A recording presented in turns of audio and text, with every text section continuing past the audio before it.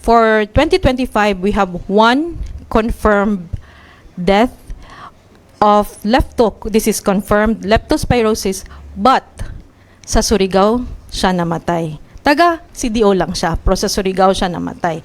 So, na-appeal siya sa imong record kay taga CDO. Iyang residence was CDO, pero Surigao na siya namatay, Surigao siya gatrabaho. Maura na isa ang confirmed death for 2025 na ay 4 other suspect nga deaths of leptospirosis suspect for 2025. Ug kana sila na ay sa September, na ay sa November. Lain-lain nga lugar sa lain-lain nga barangay sa Cagayan. For those nga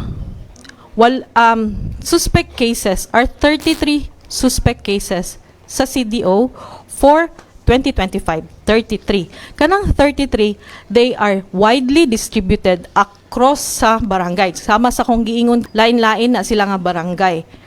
And lain-lain sad nga bulan. So, isa ka bulan nga atong ibutang unsa nga bulan ang pinakadaghan.